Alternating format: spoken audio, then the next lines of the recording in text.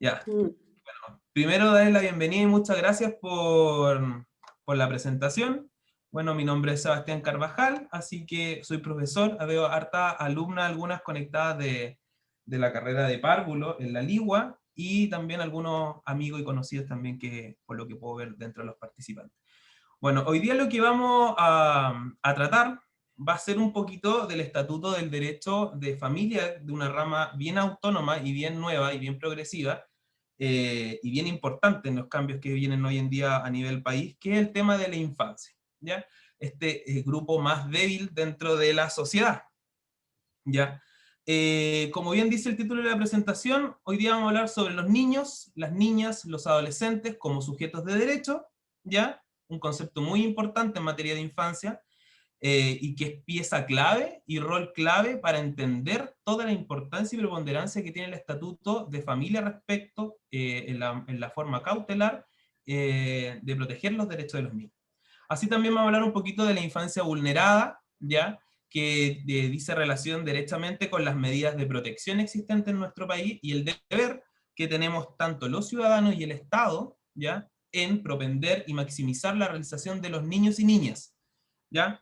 Y por último, también vamos a tocar un poquito el rol del Estado y el rol que juega muchas veces nuestra Constitución, ¿ya? Que si bien no está olvidada en el sentido de que no es que no exista un reconocimiento expreso al derecho a la infancia, podría mejorarse en ciertos aspectos y fundamentalmente en la pieza clave, creo yo, y creo que muchos también lo creen, respecto a propender y mejorar la mejor arma que tienen los niños para poder maximizar sus intereses, que vendría siendo la educación.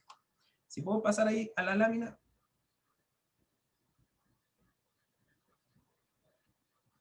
a la siguiente lámina, por favor. ¿Ahí sí? Ahí, ahí sí. Bueno, Ya. anterior, la de la familia. Para poder primero hablar del tema de infancia tenemos que entender la familia. Una atrás, estamos en la 3, en la 2. Ahí está. Bueno, ahí aparece una definición que yo considero que es la más actualizada y la mejor dada, puesto que tenemos nosotros un ordenamiento jurídico, ya tenemos una ley, bastante conservadora respecto a los conceptos de familia. Recién yo escuchaba a Constanza que nos presentaba y nos da la bienvenida a ellos, ellas y ellas. Eso es un concepto de género y es un concepto que también debiese incluirse dentro de lo que nosotros entendemos por familia, ¿ya? Antiguamente y hoy día, en nuestro estatuto jurídico actual, la familia es bien conservadora, como bien decía, y entiende los conceptos de familia desde una manera del hombre y la mujer, como se puede decir, e incluso hoy día con el tema del acuerdo de unión civil se podía extender un poquito más allá. Pero la familia también es uniparental y hay que darle ese reconocimiento también a las situaciones de hecho, a las situaciones de civiles de parentesco y cualquier tipo de vínculo afectivo que pueda existir. Y ese concepto lo tiene el profesor Lepin, un profesor de Derecho de Familia, un profesor de Derecho Civil, bien respetado dentro de la doctrina, y que define dentro de la familia, entendiéndola, como aquella constituida a través del matrimonio, que es una de las formas, una de las expresiones de familia, el acuerdo de unión civil, o la simple convivencia, ¿ya? Siendo el grupo de personas que conforman una comunidad de vida basada en un vínculo matrimonial, de unión civil, o sea, una unión contractual, ya patrimonial, de parentesco o derivadas de las relaciones de convivencia afectivo-sexual. Esto tiene mucha importancia porque dentro de lo que vamos a hablar hoy día respecto a la infancia, hay dos vertientes que se ven mezcladas cada vez que hablamos de cómo queremos entender o cómo está armado nuestro estatuto de infancia. Y ante eso, existe tanto el derecho nacional, que es nuestro estatuto jurídico propiamente tal como país, Chile, la legislación chilena respecto al estatuto de infancia, pero también, y donde tiene mayor desarrollo, es en el derecho internacional. ¿Ya?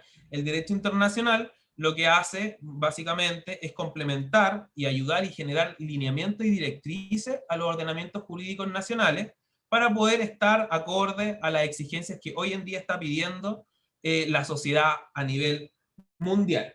Así que en este punto, en el punto de la familia, ¿ya? existe dentro de la observación general número 19, que es una declaración por parte de las Naciones Unidas, ¿ya?, que habla sobre el tema de infancia y cómo llevar a cabo y cómo desarrollar la Convención de Naciones Unidas respecto a los derechos del niño, ¿ya?, en su artículo 23, ¿ya?, que es muy importante, ¿ya?, señala que cuando existan diversos conceptos de familia dentro de un Estado nuclear y extendida, deberá precisarse la existencia de esos diversos conceptos de familia, con indicación del grado de protección de una u otra. En vista de la existencia de diversos tipos de familia, como las parejas que no han contraído matrimonio y sus hijos y las familias monoparentales, los estados parte, como Chile, por ejemplo, deberían también indicar en qué medida la legislación y las prácticas nacionales reconocen y protegen a este tipo de familia y a sus miembros. Ese concepto precisamente le da una obligatoriedad a modernizar los conceptos de familia, a modernizar ciertas materias de infancia, para que no nos quedemos al debe con las exigencias que nos está dando todo lo que se entiende por globalización, o la globalización de la infancia. Eso es muy importante, dado que se ha visto de forma progresiva que nuestra legislación ya ha querido o ha tenido la intención de ir evolucionando en los conceptos de familia. Pero más allá del querer, esta norma ya es un imperativo, ¿ya? Por tanto, al ser el Estado de Chile un Estado parte de este convenio, parte de esta Declaración de Derechos del Niño, a través de esta observación que viene a materializar esa posibilidad, lo que hace es obligarlos. Por tanto, ya no es una declaración de buenas intenciones por parte del Estado o de los gobiernos de turno que se nos presenten, sino que básicamente al estar reconocido y al ser ingreso a través de nuestra Constitución este tratado, se puede entender que los conceptos de familia, de infancia, en sí misma tienen que siempre ir evolucionando y tienen que estar a conteste a lo que exija la sociedad hoy en día.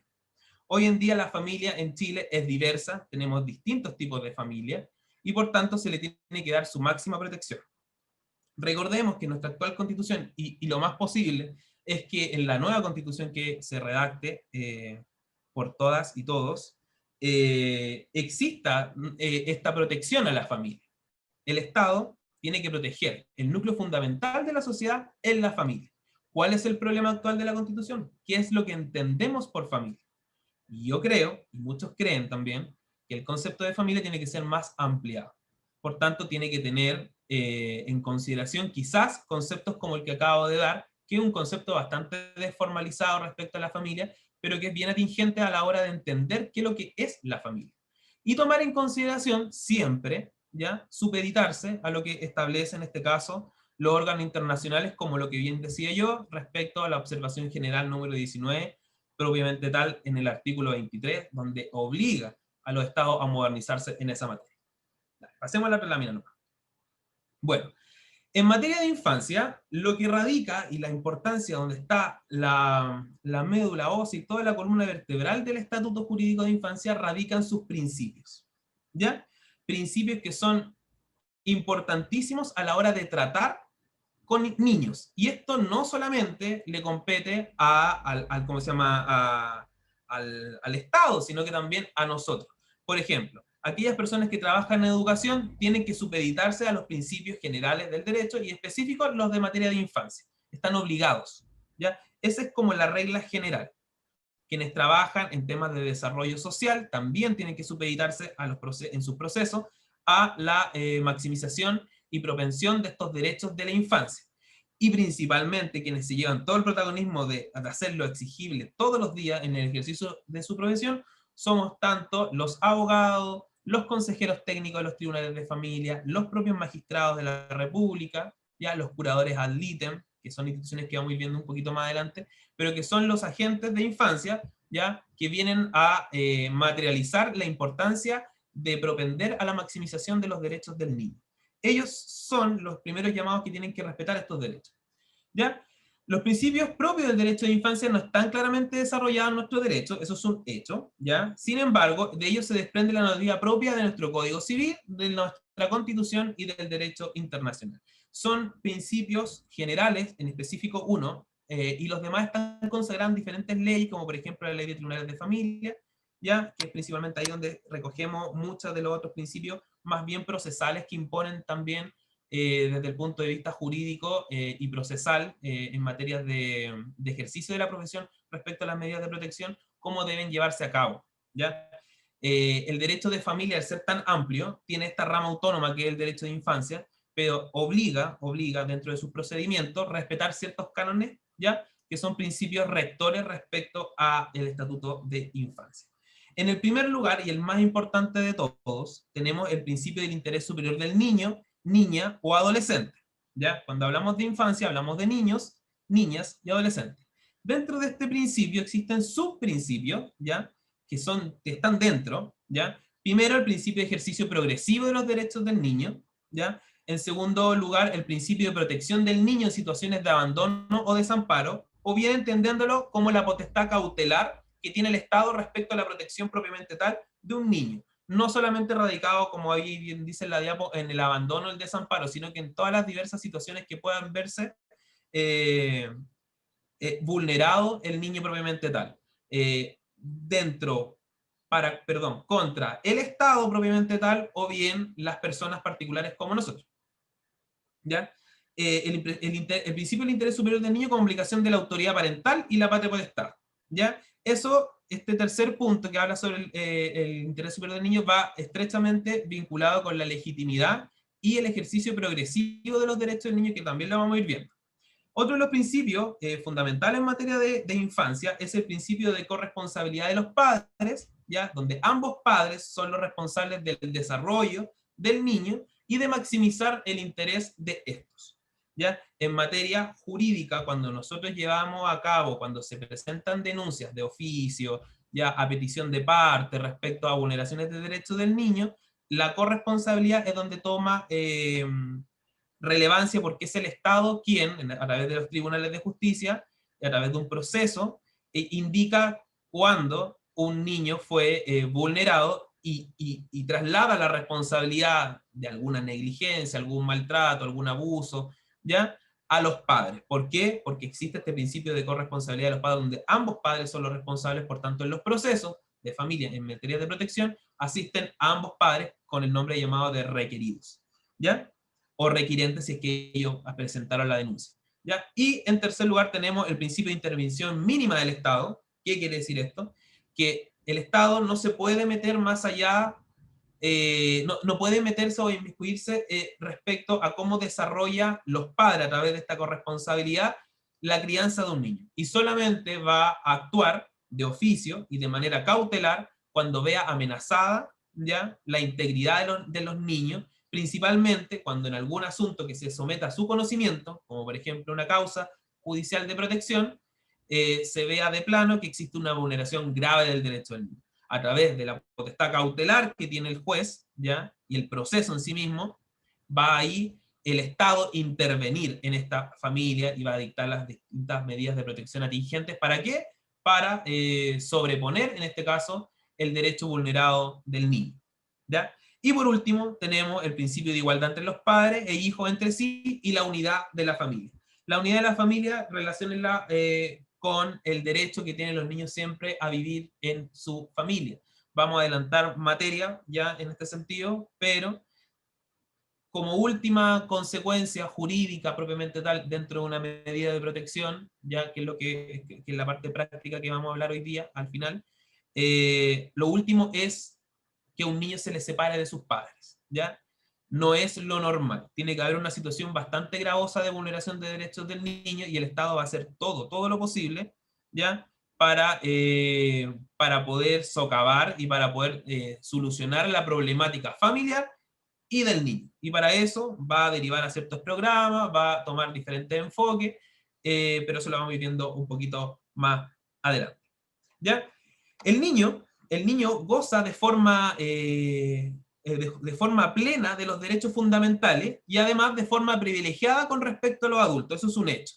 Por tanto, estos derechos deben ser entendidos como derechos fundamentales privilegiados. Los niños tienen derechos fundamentales igual que todos nosotros, que vienen anteriores a nuestra propia concepción, ¿ya?, pero que son privilegiados por su carácter de débil, ¿ya?, dentro de la sociedad, entendiendo débil desde una óptica benéfica para el desarrollo de los derechos del niño, no como un impedimento. Esto último da lineamientos a los estados, a Chile particularmente, y a todos los que sean parte de este órgano internacional que recoge las normas de derechos de infancia, ¿ya?, para ser garantes de derechos del niño, niña o adolescente. Aquí vamos a hacer una distinción. Están los que son sujetos de derechos y otros que son garantes de derechos. Sujetos de derechos son los niños, las niñas y los adolescentes. A ellos se les tiene que propender, ¿ya?, el derecho que les consagra nuestra legislación y el derecho internacional respecto a la propensión de sus derechos, ¿ya? Y los derechos del niño tienen que ser entendidos como los mismos derechos que nosotros tenemos, pero que muchas veces los niños no los pueden materializar propiamente tal. Y existen derechos que están reconocidos en el derecho internacional propiamente tal y con mayor materialización, ¿ya? De garantías más bien sociales, ¿ya?, que tienen que estar acorde a las exigencias de los estados para que se los pueda entregar a los niños, porque los niños están en una maximización constante y en un proceso de madurez, donde van a tener que después llegar a ser adultos, y ojalá que esos adultos tengan todas las posibilidades y el Estado sea quien vele por maximizar todo su desarrollo en educación, en salud, en vivienda, en seguridad social, etc. Que los niños gocen de forma plena de los derechos fundamentales quiere decir que va a ser el Estado quien garantice y maximice de conformidad a los principios del derecho de la infancia nacional e internacional, derechos subjetivos, entendiendo aquellos como los civiles, como la libertad, ¿ya?, los derechos económicos, los derechos sociales, los culturales, muy importantes, los procesales y los comunicativos. ¿Ya? En estos dos últimos puntos, donde están los procesales y los comunicativos, es donde se desarrolla todo lo que nosotros vamos a entender por derechos procesales del niño, que se ven inmiscuidos cuando están frente a situaciones jurídicas o materias a tratar respecto de su propio interés, ¿ya? Pero vamos a ir viéndolo un poquito más adelante. En donde, como bien se entendió en la doctrina, ya prime el rol del Estado en mantener una esfera de protección a esta parte más débil de nuestra sociedad. Eso es el fundamento preciso de por qué el Estado tiene que estar al servicio de la persona humana, que es una exigencia constitucional, pero en materia de niños tiene una reserva privilegiada, ¿ya? Si bien existe una diferenciación y limitación respecto al desarrollo de los derechos que puedan ejercer los adultos respecto a los niños, esto se hace en razón a que los niños no alcanzan una autonomía, ¿ya?, que los haga discernir de ciertas materias, ¿ya? Si bien esta estructuración con el tiempo ha ido variando dentro de esta rama del derecho, no caen principios como lo que entendemos nosotros, como la autonomía de la voluntad, que es la libertad de hacer o no hacer ciertas acciones en nuestra vida, ¿ya? Pero sí se ha avanzado por consolidar, ¿ya?, en razón a este deber de maximización de derechos de los niños, reconocer ciertas garantías propias y dentro de la autonomía progresiva de un niño, que es un principio, ¿ya?, como lo es el derecho a la educación, el derecho a ser oído, tener y elegir su propia identidad. Ahora, ¿cómo medimos esta progresión de derechos? Fácil, a través de la madurez del niño, ¿ya? Pues cada niño, como bien decía un libro, cada niño es un universo, y en razón a ello, las variantes de acuerdo a las edades no caen dentro de esta lógica. Por tanto, durante su proceso de maduración, se le va a ir reconociendo una amplitud, ya, a una autonomía para que cuando sea adulto adquiera esto que nosotros llamamos autonomía de libertad, pero ya consciente y no viciada. Eso es súper importante, ya, porque al final muchos profesores respecto a esta materia tienen complicaciones al hablar a la hora de decir si los niños tienen legitimización activa o pasiva respecto a sus asuntos judiciales. Yo soy de la postura de que no, ¿ya? Los niños no tienen esta legitimidad, ¿ya? Si bien es progresiva, si bien los estándares hoy día internacionales respecto a materias de infancia, en las Naciones Unidas, por ejemplo, dice que sí, ¿ya? De hecho, la comitiva ha escrito bastante respecto a ello y cada vez da a entender más que los niños sí tienen esta legitimación. Pero ¿cuál es el problema? Que nuestro Estado de Chile es más retrógrado en ese sentido y no nos hemos modernizado en un tema procesal propiamente tal, y no cabe discutirlo. ¿Existe una legitimización? Sí, pero para que sea una legitimización propiamente tal, tiene que ser con toda su expresión. Y hoy en día en Chile eso está limitado, ¿ya? Como por ejemplo, no sé, pues el niño no puede presentar por sí solo una demanda de cambio de nombre. Por sí solo no lo puede hacer, ¿ya? Por tanto, no tiene una legitimidad propiamente tal. Lo puede hacer a través del padre, quizás los padres en su esfera de protección y de maximización de sus derechos, diga sí, yo como tengo el deber de mi hijo de propenderlo, voy a hacer todo el trámite, voy a hacer el cambio de género del niño, ¿ya? Pero eso no es lo habitual, es lo esperable, pero no es lo habitual. Lo mismo pasa con el tema del derecho a conocer a su familia, ya a su derecho de identidad. Se puede hacer, pero siempre a través de su representante legal, ya que podría ser una impugnación de paternidad, por ejemplo, pero nunca a través de un niño que lo haga por sí mismo. Sí lo puede hacer en otras ciertas materias, como por ejemplo las medidas de protección. El niño a través de este derecho cautelar que le asegura el Estado, puede ir a un tribunal, por ejemplo, y a través del derecho a ser oído, que es propio del interés superior del niño, buscar que se solucione una situación de vulneración propiamente tal. ¿Ya? Pero claro, en la materia práctica eso no ocurre, siempre son los padres, los apoderados, los colegios, ¿ya? Los municipios, quienes son primero los que hacen las denuncias y son los que observan las situaciones de vulneración del niño. ¿Ya? En esta materia, el derecho internacional toma bastante importancia, y creo yo que es la fuente más importante del derecho respecto al tema de infancia. ¿Ya? Los derechos del niño, muchos lo hemos visto de repente, no sé, había hasta canciones en 31 minutos respecto a los derechos del niño y un montón de campañas publicitarias, pero no hay que entenderlos de la forma tan taxativa como se les puede plantear de repente los medios de comunicación. Son más bien desformalizados y responden a ciertos estándares que, como bien decía, son los mismos derechos que nosotros tenemos, solo que al ser privilegiados tienen una cierta preponderancia donde el Estado se tiene que hacer parte de ellos, o debiese hacerse parte de ellos. Pero encontramos mucho del contenido del derecho de infancia y del derecho del niño en los derechos civiles, como por ejemplo en la Declaración Universal de Derechos Humanos, ¿ya? Por ejemplo, ahí encontramos el derecho a la integridad, contra toda forma de tortura, el rapto, la violación, el arresto de menores, ¿ya? En materia procesal penal también existe normas relativas a la infancia, ya los niños no pueden ser detenidos, no pueden ser esposados, y ante eso el Estado tiene que ser garante de ello. ¿Ya? Luego tenemos los derechos políticos, ¿ya? Y esta está en la, creo yo, la mejor fuente del derecho de infancia, que es la Convención de Naciones Unidas sobre el Derecho del Niño, donde ahí consagramos todos los derechos propiamente tal que nosotros entendemos de la manera, de forma política, ¿ya? La libertad de opinión, de expresión, de asociación, de libertad de conciencia, de culto y la religión propiamente tal. También lo encontramos en los derechos económicos, donde es el rol del Estado, y este es muy importante porque este va a ser el punto donde nosotros vamos a hablar sobre el cambio de la Constitución, ya el rol del Estado de implementar medidas para el goce y el ejercicio de los derechos económicos, sociales, y por otro lado, garantizar la protección del Estado frente a la explotación de menores, en temas laborales, ya en temas de educación, etc. Pero esto es súper importante, porque aquí es donde se supedita el deber del Estado de estar al servicio de la persona humana. Eso nunca se nos puede olvidar. Cada vez que nosotros nos planteemos la discusión constitucional, ¿ya? Y cada vez que nos planteemos la problemática social, ¿ya? Siempre tenemos que tener en consideración que el Estado está al servicio de la persona humana, ¿ya?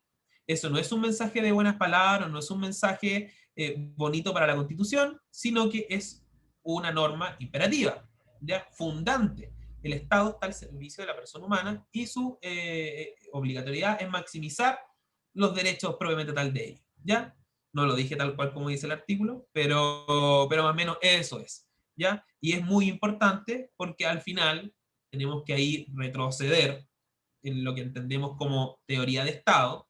El Estado existe gracias a la gente, ¿ya? Si la gente no hubiese, como decía el libro de Hobbes, el Leviatán, no hubiese bajado sus armas y no hubiese abandonado este estado de naturaleza, ¿ya? Y pasárselo a un gobernante, a un Estado, ¿ya? El Estado no tiene justificación, ¿ya? El Estado siempre tiene que estar conteste a las exigencias de la sociedad. Sin la sociedad, cuando no existe un reconocimiento de la sociedad a un ordenamiento jurídico, ¿ya? A un Estado propiamente tal, no existe legitimidad para que pueda existir el Estado. Por tanto, hoy en día, por ejemplo, en la forma práctica, con todo el descontento que existe, ¿ya? Con todo lo que implicó el estallido social, por ejemplo, ¿ya? Hay que saber cambiarlo y no hacer oídos sordos, ¿ya? O vista gorda a la situación.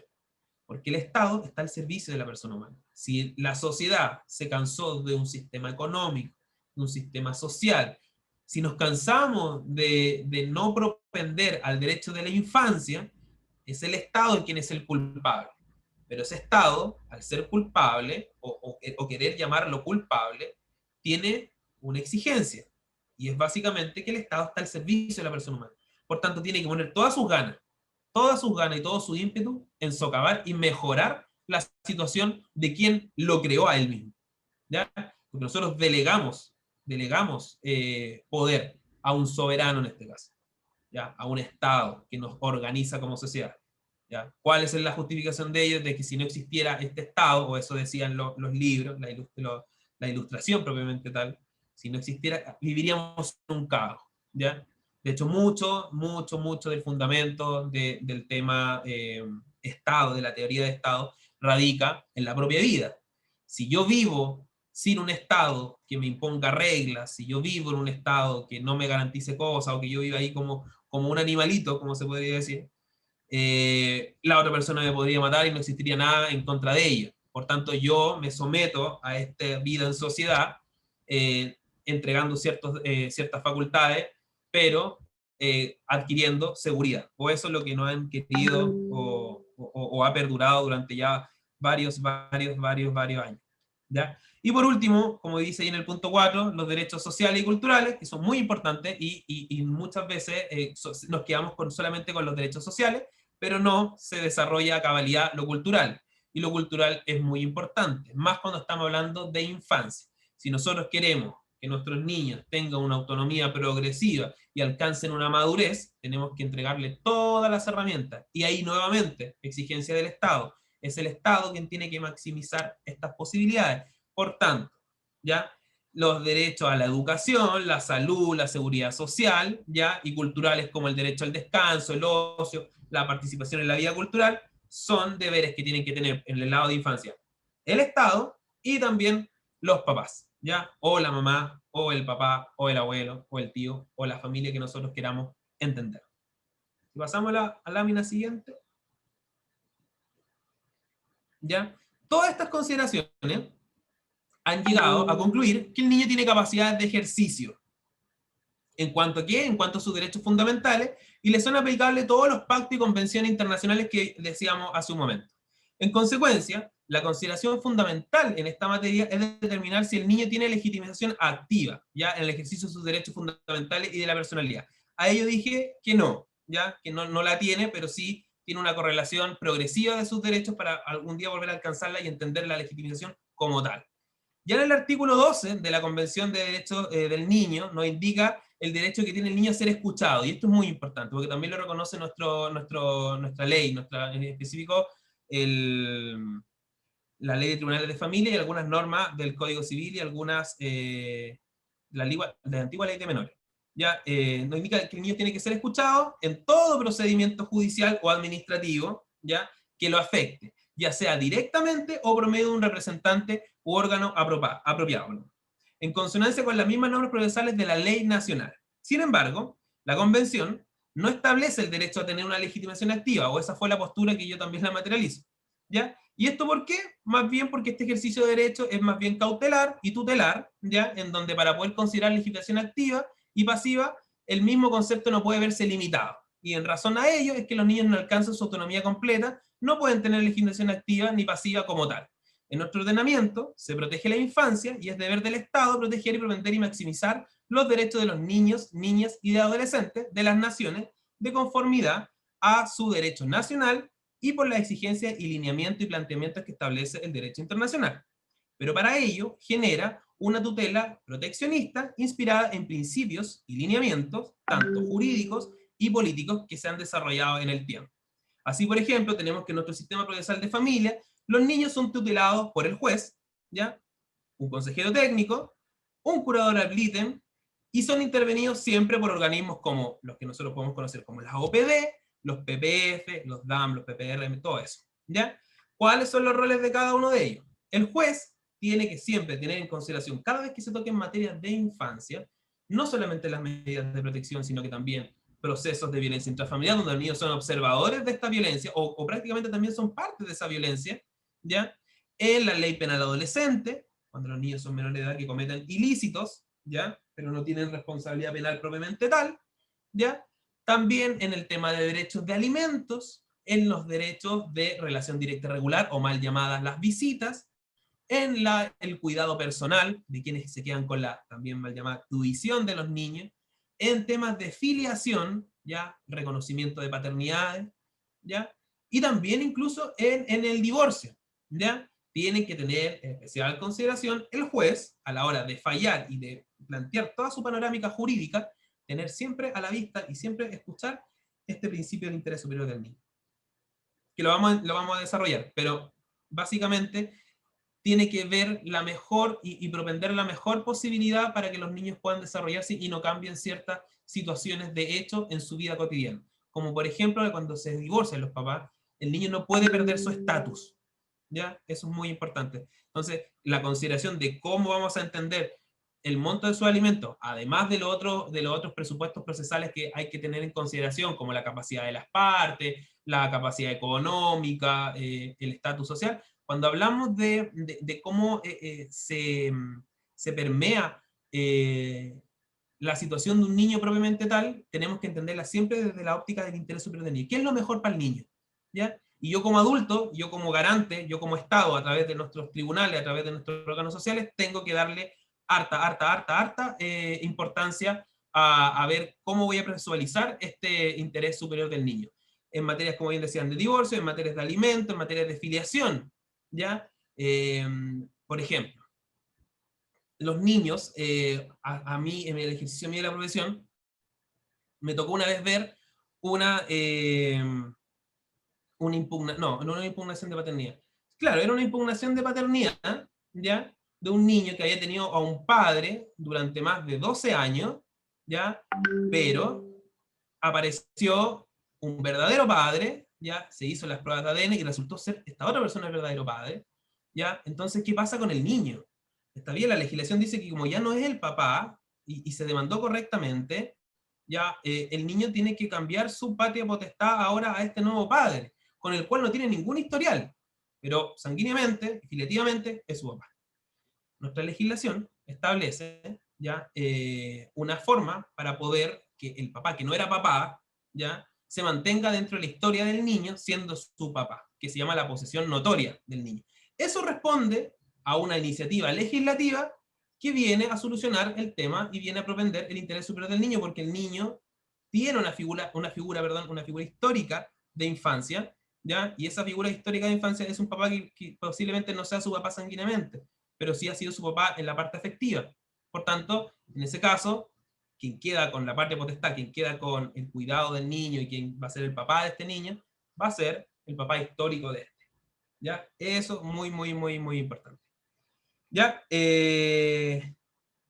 Aquí tenemos que la capacidad de ejercicio de los niños, propiamente tal, queda supeditada, como bien les decía, a los demás actores sociales respecto a infancia. Hablamos recién del juez que tiene que propender a toda la maximización y tiene que incluirlo en todo su proceso ya jurídico ya, y de aplicación normativa, pero también tenemos otros agentes que buscan cautelar y tutelar esta capacidad de ejercicio de los niños al momento de cuando se ven vulnerados, como es, por ejemplo, el consejero técnico, ya que si alguno aquí conoce algún consejero técnico y algún colega que esté o que se maneje en materias de familia o que haya tramitado alguna cosa en familia, entenderá que quien corta el queque en materias de infancia, ya bien vulgarmente como se dice, es el consejero técnico. ¿Ya? Porque siempre son psicólogos, siempre son trabajadores sociales, expertos en materia de infancia y expertos en peritajes psicosociales, ¿ya? Donde ellos son quienes ilustran al juez para que el juez tome la mejor decisión acorde al interés superior del niño, ¿ya? Ellos son muchas veces quienes tienen la última palabra en los procesos de intervención familiar, ¿ya? Porque tienen las competencias para ello, pero no así se tiene que desgastar tampoco el ejercicio de la profesión del juez, donde el juez también tiene que profundizar en materias de psicología infantil, ¿ya? porque él es al final la autoridad competente para dictar, ¿ya? Pero en la práctica lo que se da es que el consejero técnico sea quien tome y tenga la figura preponderante respecto a materia de infancia, ¿ya? Luego tenemos a los curadores ad litem, ¿ya? Que es una institución, ¿ya? El curador ad litem es un abogado, ¿ya? Siempre lo traen las corporaciones de asistencia judicial, ¿ya? Y el curador ad litem lo que hace es representar los intereses del niño, ¿ya? Entonces, imaginémonos una sala, un estrado, donde está el juez, a su lado está el consejero técnico, y en otro lado está el curador ad litem, que lo que va a ser garantizar los intereses del niño. Él se va a preocupar de todo el estatuto jurídico del niño y siempre va, en atención al proceso como se vaya llevando a cabo, va a ir planteando ciertos lineamientos. Ya al momento, por ejemplo, cuando un niño es intervenido, que lo vamos a ver un poquito más adelante, es el consejero técnico a quien se le consulta muchas veces de qué es lo que es mejor para el niño, ¿ya? Tomando en consideración antecedentes de la denuncia, conversación que haya tenido con el niño, ya si ve oportuno que el niño pueda comparecer a audiencia para poder ser escuchado a través de una audiencia confidencial de niños o de menores que se decía antiguamente. Hoy día en materia de infancia no se usa la palabra menores, pero algunos nos quedamos con ese resabio, así que seguimos utilizando la palabra menores. Pero más o menos eso es el rol que hace el curador al líder. Es bien bonito, personalmente me ha tocado muchas veces serlo, y es donde ahí uno más desarrolla estas materias de infancia, porque al final tú estás representando los intereses de un niño que no se puede defender por sí solo, ¿ya? Por tanto, el deber de diligencia en materia de defensa para un niño son súper importantes, ¿ya? En otro punto, el reconocimiento de los derechos del niño, ya lo entendemos, la obligatoriedad de los estados de procesarlo en su ordenamiento jurídico, eso es fundamental, ya, es fundamental, y materialmente, claro, uno dice, ¿cómo el Estado en la letra dice que tiene que maximizar el interés superior del niño? ¿Cómo tiene que maximizar los derechos del niño? Existen bastantes formas de cómo el Estado lo hace, a través de los programas sociales, ya, a través de la creación de, no sé, la propia educación, para los jardines, la creación de jardines infantiles, ya programas de gobierno, programas autónomos de las municipalidades como la OPD, ya los PPF, programas de prevención focalizada, de problemáticas focalizadas, perdón, y a través de la judicatura, en este caso, a través de los jueces, existiendo tribunales especializados en materia de familia, que son los juzgados de familia, donde cada sala o cada tribunal tiene una sala exclusiva para materias de protección, que antes se llamaban el Centro de Medidas Cautelares, pero que hoy en día se entienden de manera diversa en diferentes tribunales, donde tienen una sala exclusiva, como por ejemplo en la Ligua, ya tienen una sala exclusiva, que es la sala 1, donde se ven materias de infancia y de violencia intrafamiliar, que son como las materias más duras del derecho de familia, que escapan de las contenciosas que son los divorcios y todo lo demás. ¿Ya? Pasémonos a la otra lámina. Ya. Ahora vamos a hablar del famoso interés superior del niño, niña o adolescente. En resumen, aquí está, ¿ya? Yo lo voy a desarrollar un poquito más. Este es un principio fundamental en derecho de infancia, ¿ya? Es por excelencia. Yo recuerdo que el año pasado, no, este año, no, el año pasado no, este año, con las alumnas de párvulo, pregunté bastante esto, y para mí era la parte como más importante de las evaluaciones. Porque si entendemos qué es lo que es el interés superior del niño, si es que lo adherimos a nuestro ADN, a nuestro día a día, en el desarrollo de cualquier gestión que nosotros hagamos en sociedad, de verdad que vamos a estar contribuyendo de manera muy positiva ya a una sociedad mejor, ¿ya? El interés superior del niño es un principio general del derecho, ¿ya? Que se llama las cláusulas generales, ¿ya? Es un principio fundamental en que se desarrolla el derecho de infancia, tiene un reconocimiento tanto nacional e internacional, a través de la Convención de Derechos del Niño, a través del Código Civil, en el artículo 222, propiamente tal, y unas más que le siguen, ¿ya? A donde ahí fija la obligación de los padres por propender este derecho. En la ley 19.918, que es la ley que crea los tribunales de familia en específico, en el artículo 16, que es del deber del juez, y que se entrelaza con el artículo 22, que son la facultad cautelar del juez respecto a ello. En la ley de adopción, que habla derechamente, el objeto de la ley es propender al interés superior del niño, y en la ley de matrimonio civil como un principio informador respecto a las relaciones patrimoniales y afectivas en los vínculos matrimoniales. Este principio general del derecho no es un invento nacional de nosotros, ni que se le haya ocurrido a las Naciones Unidas, ¿ya? Por el contrario. ¿Ya? Este es un principio general del derecho que tiene una categoría ya de ser parte de las llamadas cláusulas generales del derecho. Dentro de las cláusulas generales del derecho tenemos, por ejemplo, la autonomía de la voluntad, el principio de buena fe, y entre otros más, pero principalmente tenemos, en materia de infancia, el que más importa es el interés superior del niño, que tiene un montón de aristas, ¿ya? Pero que en un concepto acabado lo más importante es entender que existe el interés superior del niño y que dentro de él está el derecho a ser oído, autonomía progresiva de su desarrollo en la participación de los procesos que se les ventilen, la inmediación propiamente tal, el oficio que tienen los tribunales para poder propender a la materialización de las denuncias de estas situaciones, el principio de protección, ¿ya? Que está dentro del interés superior del niño, pero lo vamos a ir resolviendo un poquito más para poder dar una diferencia, ¿ya? Tiene un origen en el derecho anglosajón, en el derecho inglés, que es denominado el common law, ¿ya? Y es parte primordial de la convención, y por tanto del derecho interno de los países que son parte de esta convención, que casi son la mayoría, ¿ya? Es tal la importancia de este principio que también lo podemos encontrar en la Convención Interamericana de Derechos Humanos, la Convención sobre Eliminación de toda forma de discriminación contra la mujer, entre otras más contemporáneas. Formalmente se encuentra consagrada en el artículo 3 de la Convención sobre Derechos del Niño, en el artículo 222 y el 42 del Código Civil, y el artículo 3 y 85 de la nueva Ley de Matrimonio Civil, y donde toma mayor preponderancia, como bien decía hace un momento, y donde uno más la aplica, y donde los jueces tienen la obligación de tomarla en consideración, es en el artículo 16 de la Ley 19.968, que crea los tribunales de familia. Este derecho alude básicamente a asegurar al niño el ejercicio de protección de sus derechos fundamentales y a posibilitar la mayor suma de ventajas en todos los aspectos de su vida, ¿ya? En una perspectiva de su autonomía y orientado a asegurar el libre desarrollo de la personalidad.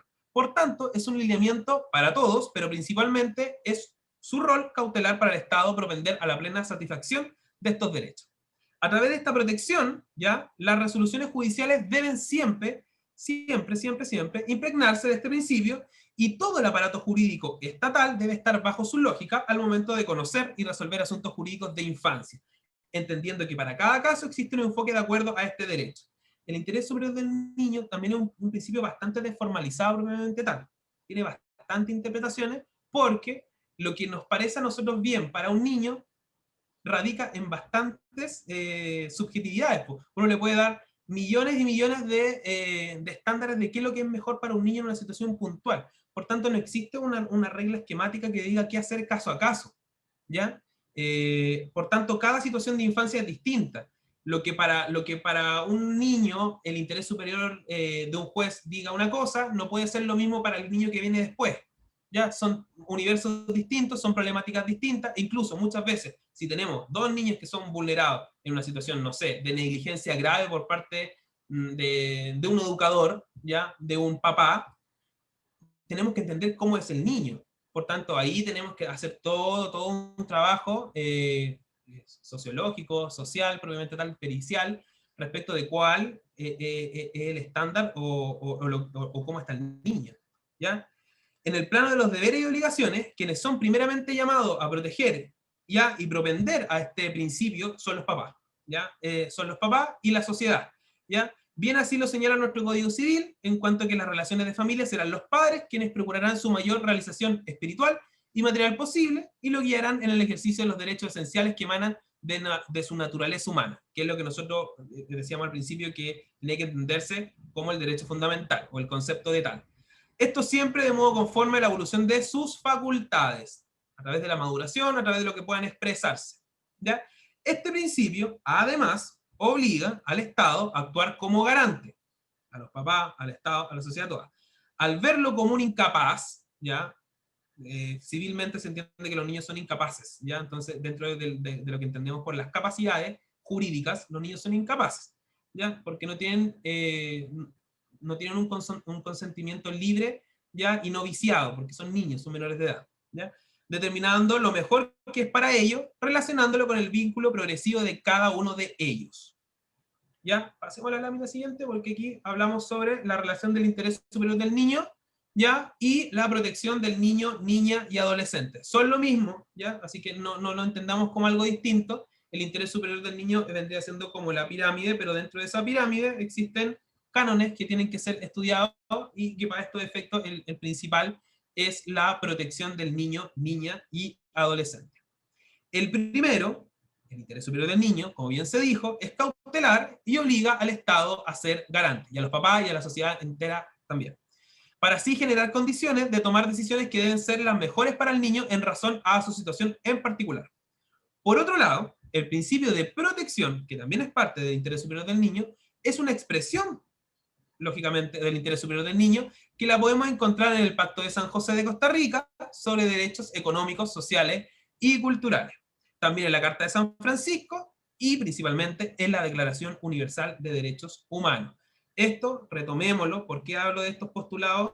Porque los derechos fundamentales son los mismos que los derechos del niño, solamente que son derechos fundamentales o subjetivos privilegiados. Tienen que tener una mejor, un mejor desarrollo al momento de aplicar. Esta expresión de interés superior del niño, que es la protección, es más abierta, ¿ya? Y lo que busca es proteger a los niños vulnerados, abiertamente ilegales contra su voluntad, su dignidad, su educación, su intimidad, ya su debido proceso, que vendría siendo toda la conducción judicial de un niño, ya la protección contra la discriminación, los tratos inhumanos y degradantes. Habla más de derechos humanos propiamente tal, de la protección cuando se ve amenazado. Y me aventuraría en decir que donde toma mayor preponderancia, además de las medidas de protección que existen en los tribunales de familia por vulneración por parte de aparatos estatales, por parte de los papás, de la familia, que es lo que más uno ve, la protección del niño se torna mucho más importante y tiene una consecuencia más lapidaria, que es cuando el propio Estado vulnera el estatuto o los derechos humanos inherentes, fundamentales y privilegiados de los niños. Como por ejemplo, cuando se atenta contra su libertad. Pleno estallido social, niños manifestándose, detención ilegal de los niños que estaban en la manifestación. Eso es abiertamente una vulneración y donde el Estado tiene que hacerse cargo porque existe este deber de protección. ¿Y ahora qué pasó? Que fue el propio Estado quien vulneró. ¿Qué hacemos ahí? Se recurre al tema internacional, ¿ya? O se lo dejamos a nuestros tribunales de justicia para que vean qué hacer, ¿ya? Porque tenemos que entender.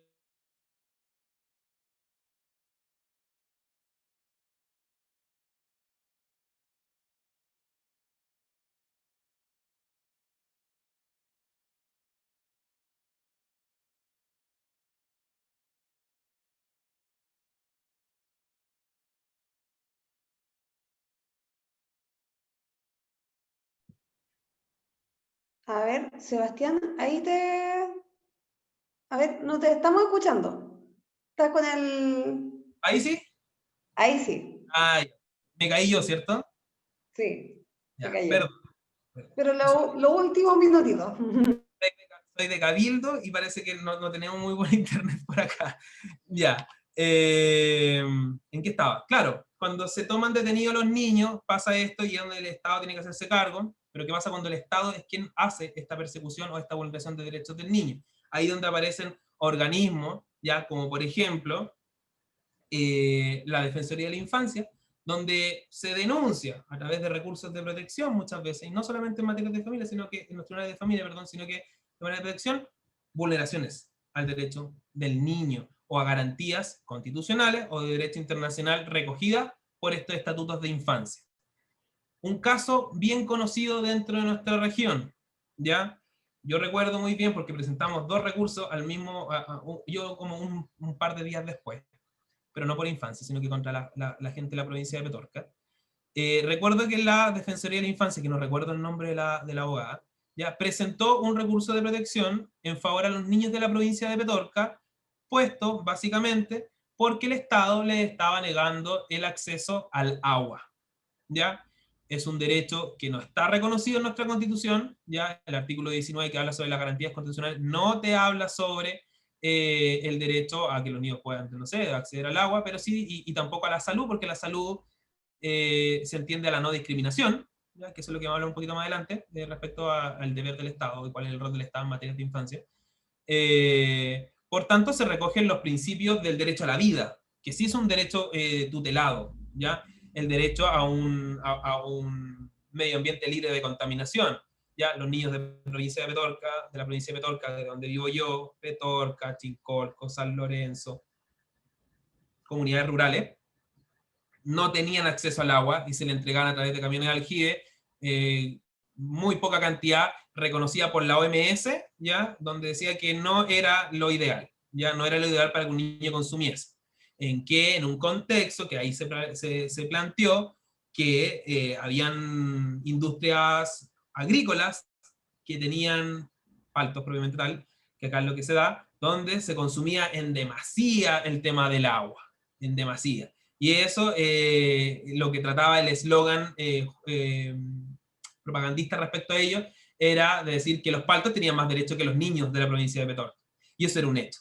Ya, ese era un hecho y se planteó y se ganó. Se perdió la Corte de Apelaciones de Valparaíso, pero luego en la Suprema se confirmó. Y eso nos da bastante ánimo, porque apenas yo vi que esta cosa se dio admisible, presenté al tiro un recurso de protección, pero por un cierre de una oficina provincial, por el tema de los cordones sanitarios, por el tema de la pandemia, donde se dejó desprotegida a toda la gente. Claro, ahí estamos haciendo articulación de los derechos fundamentales, pero sin escaparnos de lo que estamos hablando, que son los niños. Los niños se les pueden ser vulnerados por el propio Estado. Y eso sí que es peligroso, porque tenemos que el Estado es el que tiene que propender a maximizar los derechos de los niños. ¿Y qué pasa cuando el Estado los vulnera? ¿Qué hacemos? Entonces, ahí donde existe una problemática que tenemos que solucionar como sociedad y hacernos parte todos de ello. Otra forma de cómo proteger este derecho a la protección de la infancia y que amerita responsabilidad del Estado, como bien decíamos, era la libertad, la dignidad, como en el caso del consumo del agua del niño. Tenemos los debidos procesos, muchos niños fueron detenidos, ya me tocó ver principalmente aquí en Cabildo menores de edad de las localidades rurales que estaban haciendo una manifestación pacífica, siendo esposado y traído a la tenencia de carabineros en calidad de detenidos con esposas en las manos. Uno no sabe qué hacer ahí porque un carabinero, dentro de toda esa efervescencia, no te quiere escuchar mucho, ¿ya? Por más que uno tenga esta facultad de poder ser escuchado en estas materias.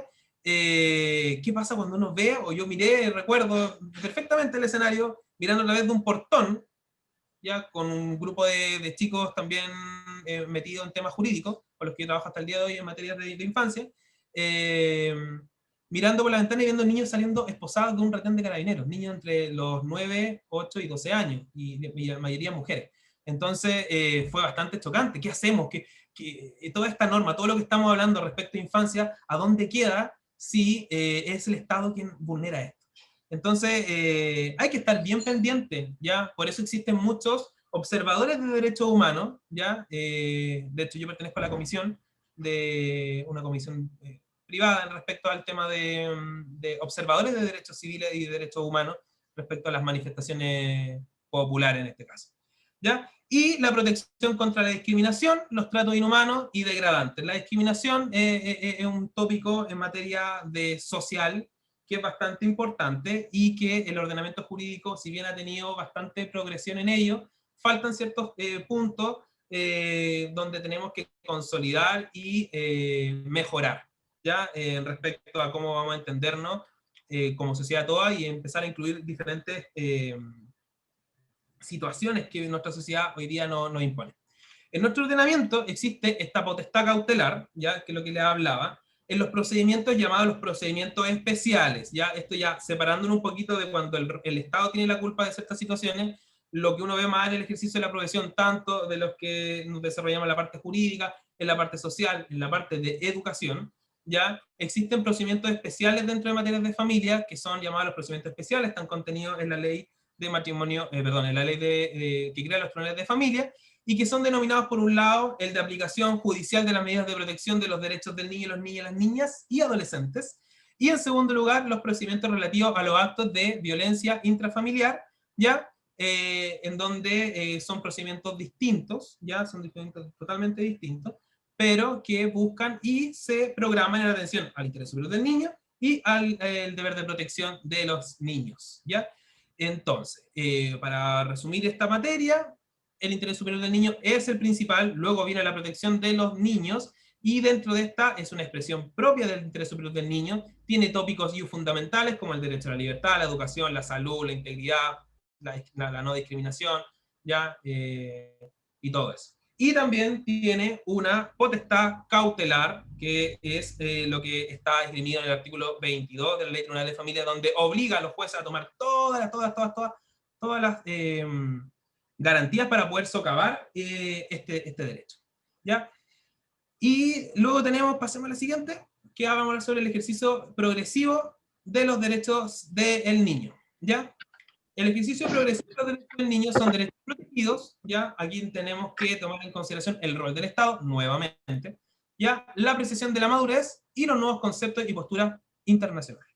La importancia de este principio es evidente desde que el campo de los derechos de la personalidad determinará la forma en que se ejercen los otros derechos de los niños por parte del Estado. Así se va a poder proteger, de acuerdo en su orden progresiva, derechos como la propia identidad, derecho a la compañía de los padres, muy importante, que es el derecho a vivir en familia, ¿ya? Derecho a la protección y asistencia del Estado, y derecho a un nivel de vida adecuada para su desarrollo físico, mental, espiritual, moral y social. Todo esto que dije recién está inmerso en la Convención de Naciones Unidas sobre los derechos del niño, ¿ya? Fijándose, ¿ya?, límites variables de acuerdo a la madurez del niño, como bien decíamos hace unos momentos atrás, y otorgándole diferentes grados de autonomía progresiva. Por eso no tiene legitimidad completamente tal. Siempre entendiendo que los niños son sujetos de derecho y que afortunadamente hoy en día la doctrina y la jurisprudencia nacional e internacional están más inclinados por flexibilizar cada vez más la autonomía progresiva, generando mayor espacio de desarrollo de los derechos del niño, ¿ya? Y así lo podemos ver en casos concretos como la identidad de género, los cuidados personales, que ahora los niños son escuchados para este tipo de cosas, y es una obligación escuchar a los niños, ¿ya? Y las relaciones directas y regulares, donde ahí toma mayor consideración. ¿Ya? Las relaciones directas y regulares son el derecho antiguamente que se llamaba las visitas, ¿ya? Y en este entonces, este ejercicio progresivo de los derechos, que viene dentro también del principio del interés superior del niño y el derecho a ser oído, los niños son parte de los procesos. Los niños ven, si quieren ver al papá por alguna situación, o ver a la mamá, o ver a la abuela, ellos lo van desarrollando. Y eso es súper bueno. Antiguamente, si bien existía, pero no era tan imperante para un juez tomarlo en consideración. Hoy en día no, hoy en día si un juez no escuchó a un niño en un proceso judicial, una persona, un abogado, por ejemplo, puede reponer o apelar respecto a la resolución judicial donde no se pronunció respecto a ello, y allá el juez de Marria lo va a retar. Y le va a decir, usted tiene el deber de escuchar al niño, porque existe todo un estatuto de infancia, entonces está bien protegido. ¿Ya? O sea, a un niño, a sus niños, si es que tienen, jamás no se les va a escuchar. No se les va a escuchar cuando sean muy chiquititos, por ejemplo. Pero aún así, ¿ya? No recuerdo el nombre del magistrado, pero esto ocurre en el Tribunal de Familia de Viña del Mar, ¿ya? El juez, no recuerdo su nombre, él sí toma audiencias confidenciales de bebés. Yo me lo tomé bastante con sorpresa, porque cómo uno puede interrogar a un niño, cómo puede saber la situación de vulneración de un niño. Yo dije, ya, puede ser a través de una inspección personal del tribunal, que es cuando el tribunal va y accede y va a un lugar determinado para ver cómo está la situación propiamente tal, o lo que hace un peritaje que después se lo traduce al juez. Pero cuando el juez quiere hacerse su propia idea, a través de esto, del fundamento cómo ellos tienen que fallar, que es a través de la sana crítica, ¿ya? De donde reunir toda la información necesaria para poder fallar, este es un juez que sí ve niños y sí los interpreta a ver cómo están. Y para mí es bastante llamativo, porque un juez, con toda la carga laboral que tiene, con toda la carga académica que tiene, estudiar estándares psicológicos de repente para poder entender niños tan pequeños, yo lo encuentro muy loable. ¿Ya? Y ojalá fuesen así todos los tribunales de familia. Así que si un día, bueno, no sé si una fortuna ir a un tribunal de familia, pero si les llega a tocar algún día estar en el de Viña del Mar, ojalá les toque ese juez, porque de verdad es un juez bastante proteccionista respecto a materias de infancia. Así que es súper aplaudible su gestión. ¿Ya? Hay un derecho que particularmente, volviendo a todo esto, que está consagrado en el artículo 27 de la Convención, que yo lo leí bastante detenidamente recién, que trata sobre el derecho a un nivel de vida adecuado para el desarrollo, tanto físico, mental, espiritual, moral y social. Ahora la pregunta es, si este convenio obliga al Estado ¿Lo estamos cumpliendo como tal? ¿Ya? El artículo 27 es súper claro, te dice que el Estado tiene que darle una vida adecuada tanto en el desarrollo físico, mental, espiritual, moral y social. ¿Qué entendemos por lo físico? ¿Qué entendemos por lo mental? ¿Qué entendemos por lo espiritual, lo moral y lo social? Para mí, abre un abanico de posibilidades. Yo sé que el Estado no puede ser un garante de todo, pero sí tiene que estandarizar ciertos puntos mínimos. Y si nos vamos a lo crítico en nuestro país, creo yo que lo principal para que un niño se desarrolle es la parte de educación, de salud y las culturas. Pero ¿qué pasa cuando tenemos derechos sociales como la educación? La educación y la salud, no me voy a quedar con esos dos. En Chile, la protección que tiene, ¿ya? Este deber del Estado de propender estos dos derechos, tanto para los niños y para todos en general, es bastante limitado. Cuando uno quiere cautelar el derecho a la educación en Chile, por ejemplo, la forma de cautelar los derechos es a través de las cortes de apelaciones, a través de los recursos de protección, ¿ya? Cuando yo voy a presentar un recurso de protección por temas de educación, el único fundamento que tengo es porque no me dejaron entrar un niño a un colegio que yo quería y me discriminaron por eso. O porque yo quise mandarlo a un colegio y no me dejaron porque tengo libertad de enseñanza. Por otro lado, tenemos el de la salud. ¿Cómo garantizo yo la salud? En Chile es bastante limitado. Si a mí yo voy al hospital, al Gustavo Frick, y me discriminan, yo presento un recurso de protección porque me discriminó el hospital porque no me quiso atender. Si yo voy a la clínica Las Condes y me discriminan, es ahí la única forma donde yo puedo cautelar mi derecho a la salud. ¿Por qué? Porque estamos dentro de una lógica mercantil respecto a los derechos sociales. ¿Ya? Distinto es que, por ejemplo, una persona que no tiene las capacidades económicas para atenderse respecto a una situación gravosa de su salud o de su hijo, pueda presentar un recurso de protección porque se le está vulnerando su acceso a la salud. No en la parte de sus posibilidades de ser discriminado o no ser discriminado o no ser atendido, sino que básicamente, mira, sabes que yo no tengo las lucas, el Estado tiene que hacerse parte de esto. ¿Ya? No tiene cómo articularlo. Entonces, cuando yo leo este artículo 27 de la Convención, dice que el derecho a un nivel de vida adecuada para el desarrollo físico. Tenemos un plan deportivo nacional importante que propenda al desarrollo de las materias físicas del cuerpo del niño. Tenemos los índices de obesidad más grandes dentro del continente.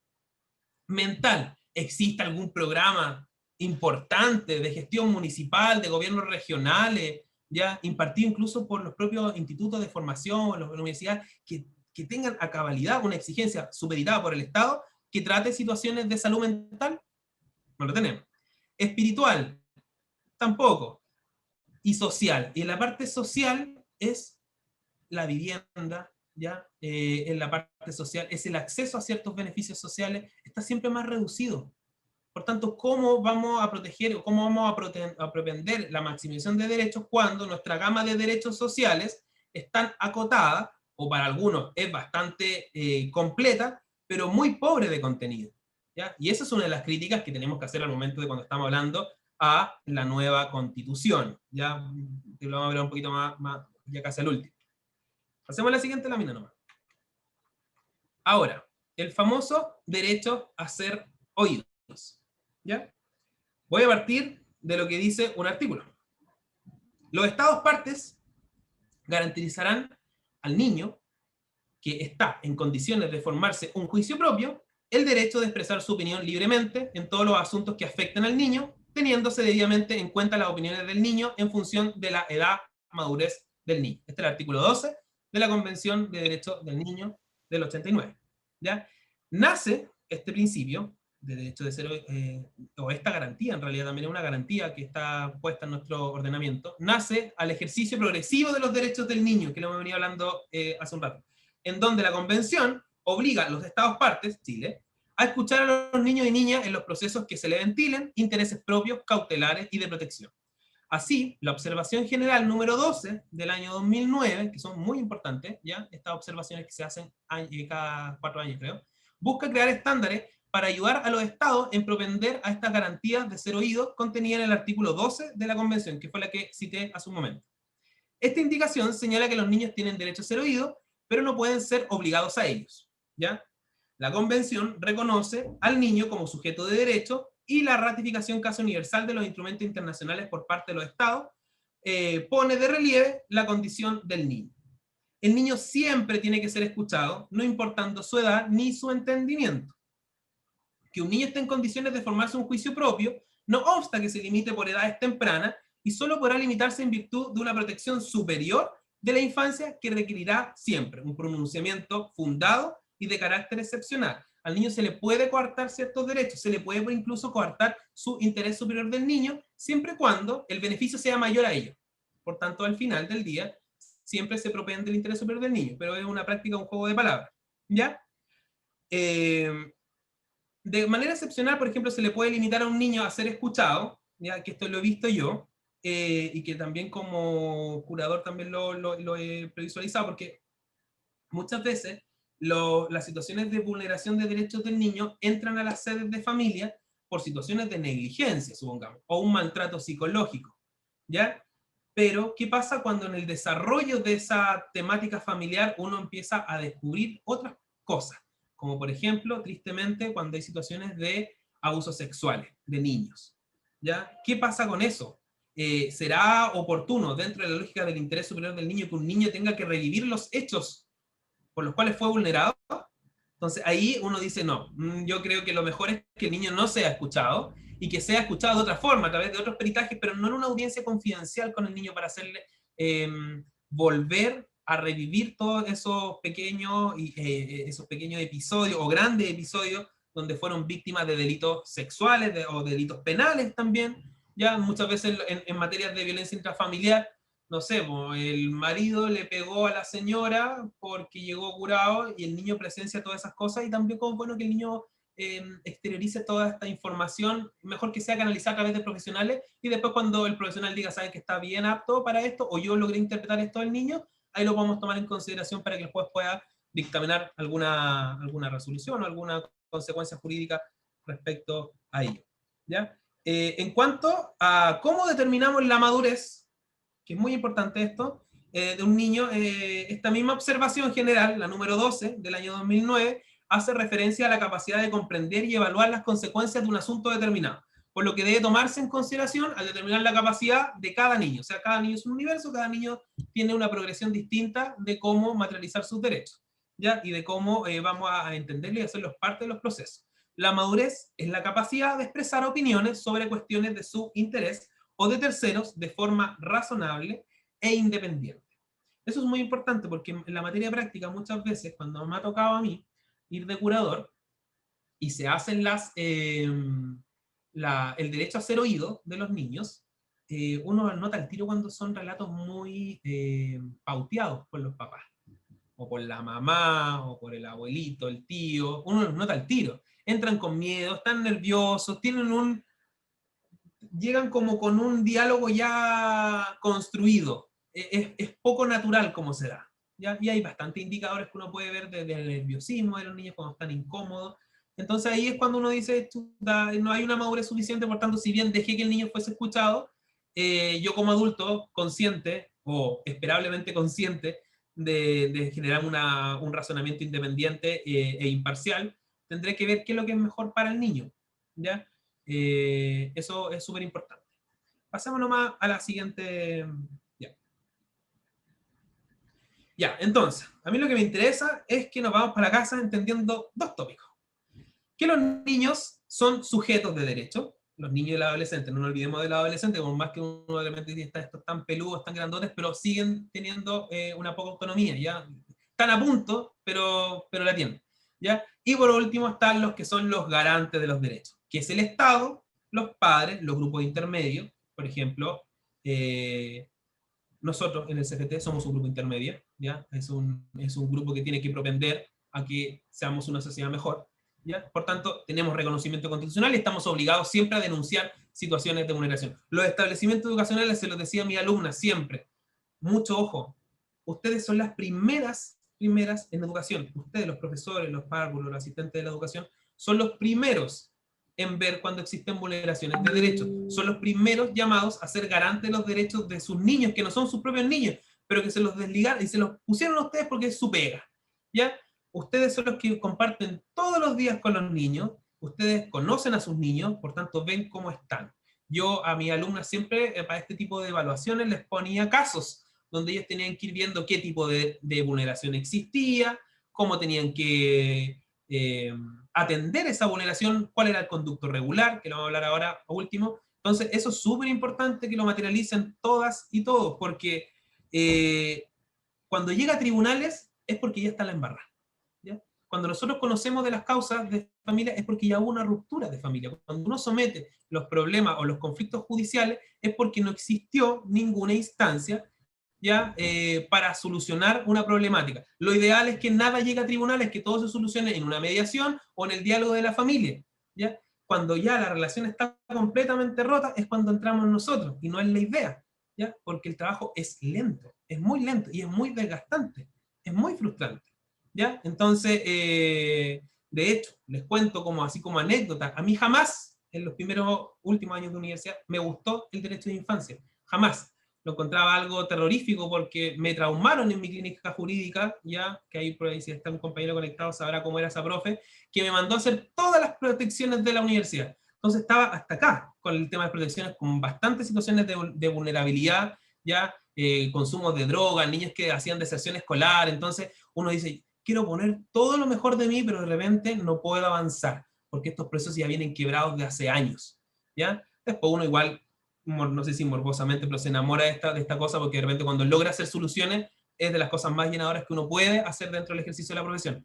Pero es una temática muy, muy, muy difícil, ya tiene un tejido social bastante delicado y bastante importante, y hay que siempre estar capacitándose. Y los primeros que están llamados son los educadores porque son los que comparten más con los niños.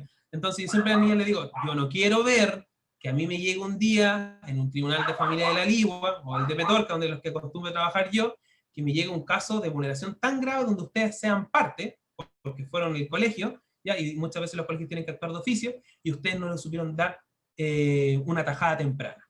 ¿Ya? Porque es fácil, yo siempre les decía a las niñas, si ustedes ven que un niño, no sé, viene sin apetito, viene con moretones, muchas veces los profesores son los que llevan al baño a los niños, si ven alguna marca, alguna cosa, sean los primeros en denunciar, y no esperen que lo haga la profesora jefe, que lo haga el director, no, ustedes, háganlo, lo pueden hacer de oficio, van a Carabineros, van a la PDI, van a un tribunal, por teléfono a través de una denuncia, existen asociaciones, van a la municipalidad, a la OPD, lo que sea, pero están los canales para hacer las denuncias. Más vale atajar las problemáticas en ese punto que cuando ya están demasiado avanzadas, ¿ya? Así que se lo digo por experiencia personal, porque de verdad que solucionar temas de protección cada vez se hace más difícil, en tiempos de pandemia el doble, ¿ya? Así que cada vez que ustedes vean situaciones de vulneración, negligencia, cuando los niños vienen sin bañarse, desordenados, es porque algo está pasando en la casa. Algo está pasando en la casa. Y algo muy importante para que les quede súper claro, en los indicadores de vulneración. La negligencia, ¿ya? Es afectativa, es afectativa en las garantías de los derechos del niño, pero cuando la negligencia pasa por factores sociales, no constituye vulneración de derechos del niño. Eso es muy importante. Esa cosa fue la pregunta como clave de distintiva en la parte práctica para mi alumna, y que siempre la voy a estar repitiendo, así que para las alumnas que vengan siempre va a ser lo mismo. La negligencia, cuando existe negligencia de los papás para con los niños, pero esta negligencia pasa por problemas sociales, falta de económica, papás que van cesantes, no tienen plata para ciertas cosas, eso no constituye una vulneración, ¿ya? Porque escapa de lo que pueda querer el papá o la mamá, ¿ya? El papá es negligente cuando abiertamente y con la intención de querer ser negligente expone a su hijo, pero cuando no lo puede hacer por factores sociales, no es vulneratorio. Bueno, dentro de lo otro tenemos los abusos sexuales, el maltrato infantil, el maltrato psicológico, ya esas tienen que ser denunciadas en diferentes instancias, juzgados de familia, y cuando ya están con golpe y con cosas así, ya nos vamos a las sedes de garantía, las sedes penales, donde ahí existen las agresiones y todo el tema de todos los delitos tipificados respecto a ello. Pasemos, creo que para la última diapositiva, o la penúltima. Ya, entonces, yo aquí me voy a agarrar de nuevo de lo que decía yo de las exigencias del Estado respecto a propender a la maximización de los derechos de los niños y de todos en general. ¿Cómo aseguramos a nuestros niños y niñas estándares de maximización de sus derechos? El rol social del Estado, creo yo. Hoy día sí estamos haciendo una discusión, como decía un colega, en estos tiempos de constitucionalismo, tenemos que preocuparnos y tomar en consideración el Estatuto de Infancia en una nueva Constitución. Si bien ya el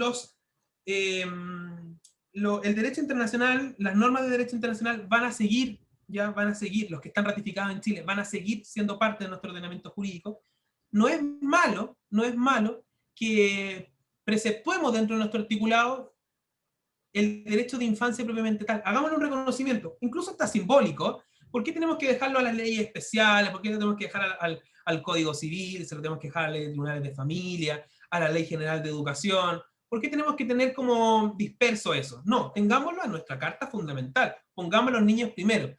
Digamos que todos nacimos libres en igualdad de derechos, está bien, pero la infancia es privilegiada.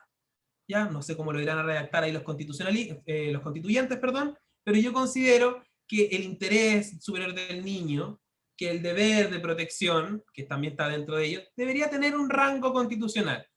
¿Para qué? Básicamente para poder darle más obligatoriedad a los estados, para que el Estado se haga cargo, para que tenga dentro de sus bases generales, porque tenemos que entender que la Constitución es como nuestra carta madre de todas las leyes. Por tanto, si nosotros tenemos en esa carta madre el reconocimiento del derecho a la infancia, creo yo que va a ser bastante bueno, porque vamos a dar siempre obligatoriedad al gobierno que venga, sea de cual sea, a fijar lineamientos políticos sí o sí, y que no solamente quede con buenas voluntades. No, yo en mi programa, yo recuerdo muchos eslogan políticos que decían, no, en mi programa los niños están primero. No, po, en tu programa no van a estar los niños primero, porque a ti, a través de la Constitución, te estamos ordenando que tú siempre, a pesar de tu programa de gobierno, tengas que tener a los niños primero, o tengas que tener materias medioambientales en primero. Pero bueno, eso queda como para otros tipos de conversación. Un Estado más social, ¿ya? Que garantice y abra mayores garantías constitucionales respecto a la infancia y que responda a estándares de infancia principalmente, como es el acceso gratuito, de calidad, ¿ya? Y para todos, ¿ya? De la educación, ¿ya? Una salud que sea integrativa para todos los niños, y para toda la gente en realidad, ¿ya? Financiada por el Estado, que se haga cargo de la salud y la educación, y un plan quizás cultural que genere más políticas culturales. Tenemos hoy en día el Ministerio de la Cultura, dentro de la parte presupuestaria, el que menos presupuesto tiene. Por tanto, si queremos una sociedad mejor, tenemos que darle a las culturas, tenemos que mejorar la educación y tenemos que mejorar la salud. ¿Ya? Y esto trae consigo el fortalecimiento al Estatuto de la Infancia. Si queremos responder a lo que nos está mandando a hacer el derecho internacional, tenemos que tener el piso mínimo. Y el piso mínimo es una salud digna para todos, acceso a la salud, acceso a la educación, ¿ya? Para todos, y gratuita, ojalá, para todos también, para todos, ¿ya? Acceso, como bien decía, a los mayores derechos sociales, y ahí me faltó uno, que vendría siendo también el de la seguridad social, ¿ya? Eso también a los niños les compete, ¿ya? No solamente para los adultos trabajadores, sino que también para los niños, ¿ya? Y por último, y muy importante, creo yo, la modernización de las instituciones de infancia. Y aquí es la crítica que uno hace muchas veces al trabajo que uno mismo hace, ¿ya? Los procesos de protección son bastante lentos, ¿ya? El conocimiento muchas veces, o la exigencia para el conocimiento de ciertas materias de infancia, no es muy acabada. Ya me ha tocado ver de repente que los curadores habilitan, colegas de uno, con suerte conocen la situación del niño. Entonces, ¿cómo le vamos a pedir a un profesional que no se preocupe de tal manera, entendiendo la carga laboral que implique el cargo, que no se inmiscuya en respecto al tema de la infancia? Yo soy de los que propone dentro de la parte práctica, que lo que vi, que las corporaciones de asistencia judicial existen unidades específicas en materia de infancia, ¿ya? Porque me pasó, mi jefe cuando hice mi práctica, tenía que estar en mis causas, en las causas de mis compañeros, y en las causas de las protecciones, que estaba toda la mañana. Entonces, ¿a qué hora del tiempo te da a ti para poder sentarte en el escritorio y decir, yo voy a estudiar el caso de este niño? Mejor dejar una unidad preferencial para niños. Si queremos propender y maximizar los derechos del niño, tengamos organismos especializados, tengamos corporaciones especializadas en niños, ¿ya? Mejoremos la calidad de nuestros magistrados también, obliguemos a través del Estado a capacitar mayor, y tengamos más jueces como el juez de Viña del Mar, por ejemplo, en toda nuestra jurisdicción, donde se pueda llevar a cabo de manera buena y de manera progresiva este estatuto de infancia, porque si no, vamos a generar procedimientos dilatorios que van a estar ahí muriendo, muriendo. ¿Por qué? Porque muchas veces, que lo vamos a decir ahora, los procedimientos parten con la denuncia, luego tú tienes la audiencia, puede salir de una forma colaborativa de esa audiencia, o sea, como ya dejemos hasta acá, vamos a ir a hacer estos programas, el juez ordena que te vayas para un PPF, que vayas a la OPD, que vayas al TAM, un montón de informes, ¿ya? Y luego empieza una revisión, y es ahí donde tengo la crítica, porque en el momento de las revisiones de las medidas cautelares, una vez al mes se presenta un informe, me ha tocado ver tristemente informes que son copiar y pegar, ¿ya? Donde incluso se les cambia hasta el nombre del niño, ¿ya? Entonces llega al tribunal, estamos en la causa de Pedrito Pérez, y llega la de Sofía no sé cuántito. Y después cuando tú lo pides rectificar, ah, sí, me equivoqué en el nombre, y el contenido es el mismo. Y uno que trabaja más con temas de infancia, cuando te toca la próxima audiencia, vuelve a ver el informe y es el mismo. Es el misma observación, es el misma sugerencia, entonces no estamos haciendo un trabajo adecuado. Estamos tratando con la parte más pequeña de nuestra sociedad. Por tanto, no podemos aplicar el copiar y pegar, ¿ya? Y eso ocurre mucho. Claro, se justifican por la carga laboral, pero lamentablemente es la pega que eligieron, ya es la profesión que eligieron, por tanto tenemos que ser lo suficientemente diligentes para poder llevar a cabo ese trabajo. Cada niño es un universo, cada familia es distinta, cada familia tiene su problemática.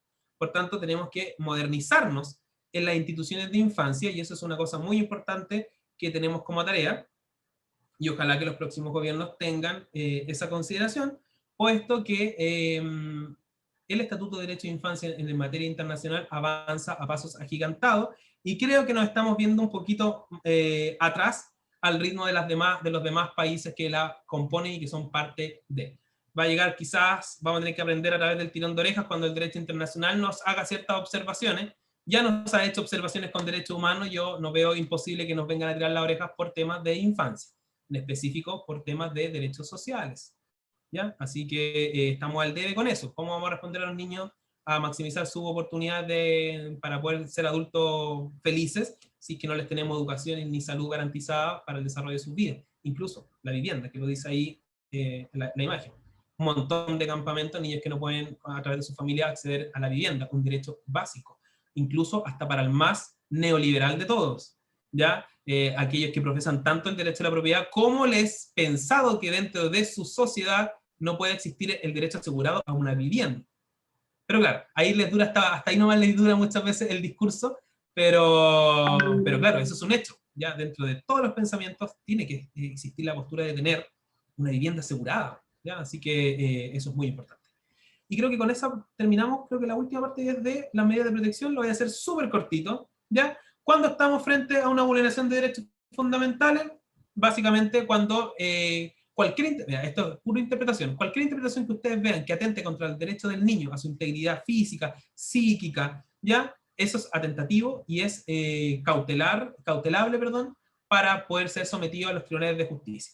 ¿Ya? Estamos frente a las negligencias cuando son por hechos propios, ¿ya? Y no por factores externos, como por ejemplo una situación social, cuando existe maltrato infantil, ya abusos laborales de los niños, el trabajo infantil, también existe vulneración de derechos del niño, cuando por ejemplo voy a hacerlo con un caso más práctico, cuando por ejemplo una mamá no deja ver al papá, o cuando un papá no deja ver a la mamá, ¿ya? Yo sé que por tema de pandemia muchas relaciones directas y regulares estuvieron suspendidas, pero existe la videollamada y eso también es un derecho del niño. Uno piensa que son derechos como el papá. No, los niños tienen derecho a desarrollarse y darse con su familia. Cuando no quieren dejar ver a su abuelito, a sus abuelitas por motivos personales entre los padres, eso también es afectativo del derecho del niño. Cuando al niño no se le deja estudiar, ya también vulneración del derecho del niño. Cuando un niño se le ha sido negligentemente y se pasan puro resfriados, que es lo que me conversaban muchas alumnas mías cuando hacían sus prácticas, dicen, no, los niños llegan muy desabrigados. Eso es una vulneración de derechos del niño, ¿ya? El maltrato, y los más feos ya son el abuso sexual, el maltrato físico, la tortura. Hay una película bastante ilustrativa respecto a ello, que está en Netflix, creo, que es sobre un caso de un niño en Estados Unidos, no me acuerdo cómo se llama la película, pero el niño, claro, era altamente vulnerado por los papás, ya era torturado y al final terminaron dándole muerte, y ahí fallaron la poca modernización del estatuto social respecto a la infancia, ¿ya? ¿Y eso por qué? Y no era culpa de los profesionales, sino que era porque en Estados Unidos no está reconocido este convenio. Entonces ellos actúan por las de ellos. Entonces ahí es donde uno dice, sirve estandarizar y obligar a los estados a ser parte de este proceso, porque no hemos evitado quizás la muerte de este niño. ¿Qué tipo de vulneración tenemos? Está la negligencia, está el abuso sexual, está el maltrato infantil, el maltrato psicológico, ¿ya? Coartar las garantías constitucionales, las pocas que tenemos en Chile, pero también existen, ¿ya? ¿Cómo se denuncian? Se denuncian cualquier persona, ¿ya? Puede presentar una denuncia a través de Carabineros de oficio a levantar un parte policial, lo va a mandar al Tribunal de Familia y ahí se va a ventilar la situación propiamente tal. En fiscalía se puede hacer, en los tribunales propiamente tal, uno puede ir, bueno, ahora hoy en día es medio difícil con el tema de la pandemia, pero uno puede ahí rellenar un formulario donde dice, sabe que yo quiero imponer una medida de protección en favor de mi nieta, mi hija, mi sobrina, en razón a esto, esto y esto otro, y deja los datos suficientes como el domicilio del denunciante, y todo eso. ¿Cuál es el procedimiento? ¿Ya? ¿Cuál es el procedimiento? Primero, se presentan las solicitudes, ¿ya? Y se llama una audiencia. Esta audiencia, ¿ya? Asisten todas las partes, y en esa audiencia, como bien les decía al principio, está el juez, está el consejero técnico, está el curador ad litem, están los requeridos, que son los papás, ¿ya? O la institución que también denunció. Están todos los intervinientes para poder ilustrar la situación. Previo a esto, el consejero técnico tiene una reunión primero con las partes y les dice, ¿qué hacemos? No solucionamos esto aquí, hay alguna posibilidad de acuerdo para que las cosas mejoren, sabe que yo estoy sugiriendo que podamos mandar al niño a ciertos programas, y de repente muchas veces, no, aquí yo quiero seguir adelante y vamos a ver si existe una vulneración de derechos. Entonces ahí se hace una audiencia preparatoria, ¿ya? Una audiencia preparatoria, después se hace una audiencia de juicio. En la audiencia preparatoria lo que se hace ahí es, el juez expone la denuncia, o si lo hace un abogado, nosotros exponemos la denuncia, ¿ya? Se le toma el parecer al consejero técnico, que es lo que propone, el curador ad litem, que es el abogado del niño, ¿ya? No, mire, yo sugiero que el niño de atención a la edad venga para que nos pueda contar la situación, por eso fijemos la audiencia confidencial. Y se empiezan a pedir oficios y a proponer pruebas, set fotográfico, peritaje, ya informe del servicio médico legal porque, no sé, pues los papás consumían drogas, toxicológico de droga al servicio médico legal de los padres, y así un montón solo se ofrece lo que se va a llevar a la audiencia de juicio. Luego de ello, empieza lo que es la audiencia de juicio, que es en otra fecha. Durante todo ese lapso de tiempo, uno fue juntando los papeles, y a través de oficio, el juez muchas veces lo que hace es decretar ciertas medidas cautelares que están contenidas en la Ley Tribunal de Familia, específicamente en el 71.2 de esa ley, y ahí puede decir, de forma facultativa y cautelar, el juez en esa audiencia preparatoria, pedir la entrega inmediata del niño cuando esté en una situación provisoria en otro lado. El cuidado personal provisorio.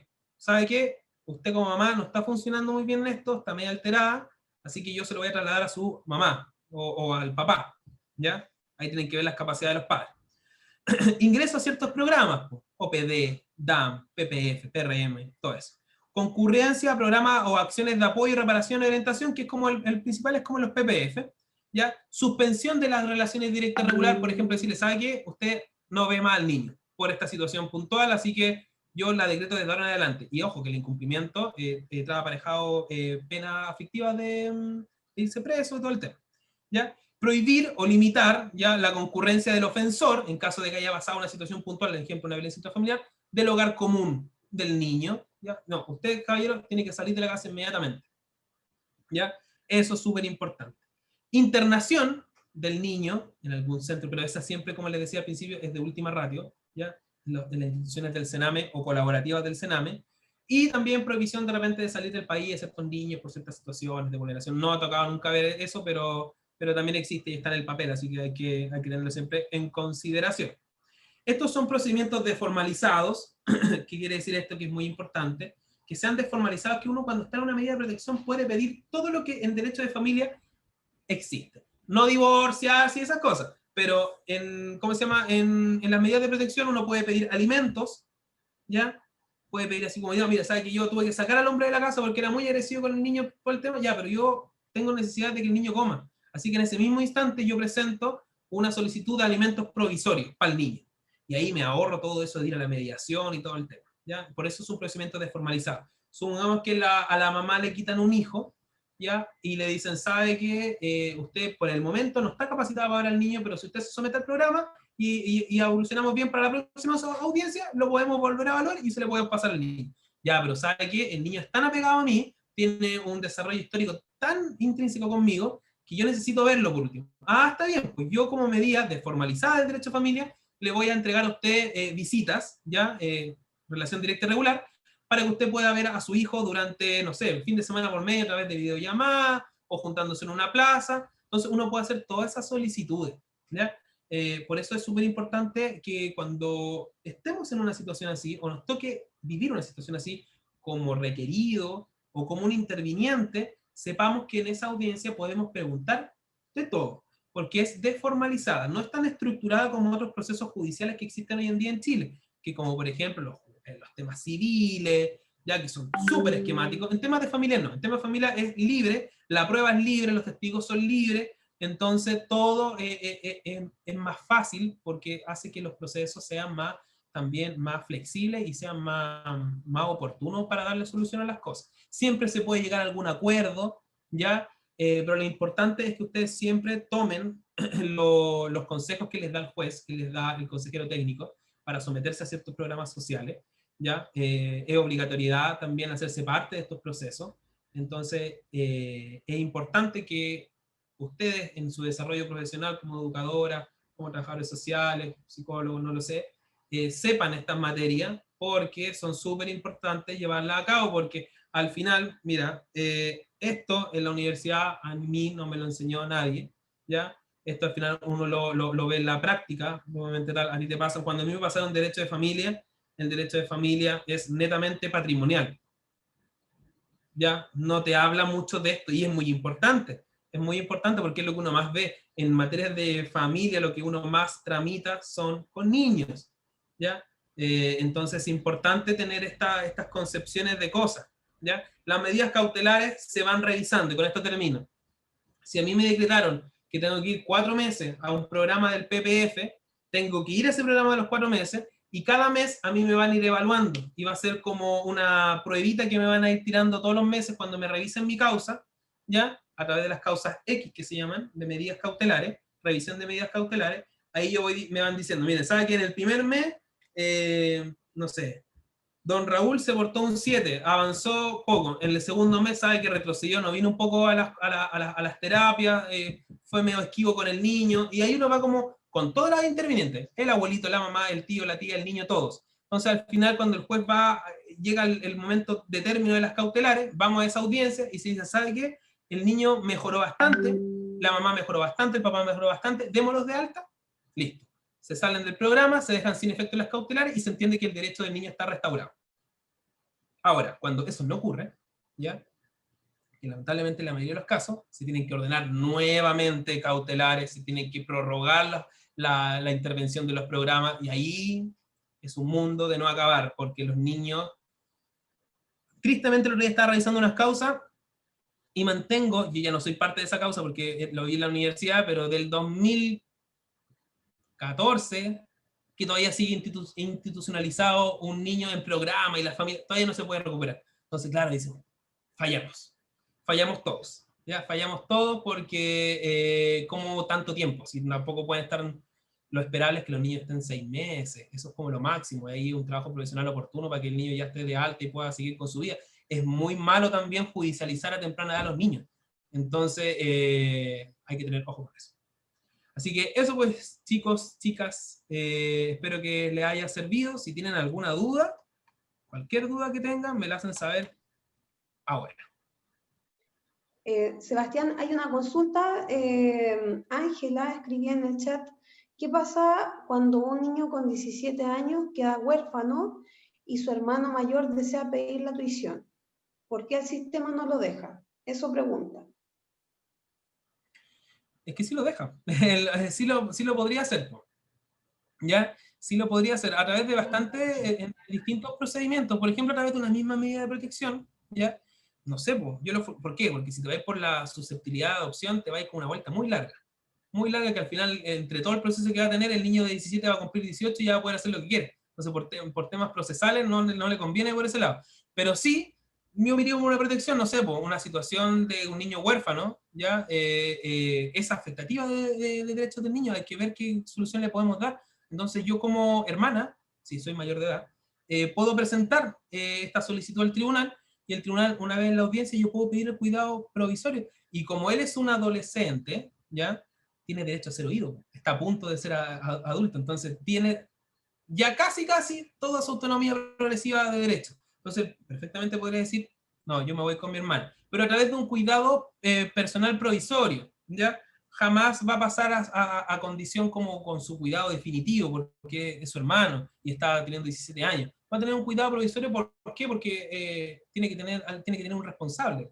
Y ese responsable, el primer llamado siempre se le hace a la familia, ¿ya? Si no existe papá, o si papá no quiere, o si la mamá ya no está, como se dice en el caso, o no hay un colateral cercano, el primero que está llamado es la familia más cercana, que en este caso es la hermana. Así que no tiene nada de malo, eso se tiene que pedir como una medida cautelar, ya se tiene que pedir como una solicitud al tribunal dentro de un proceso de protección de familia, ¿ya? Porque seguimos teniendo un niño de 17 años, o sea, sigue siendo un adolescente. O sea, está a punto de ser adulto, pero se puede.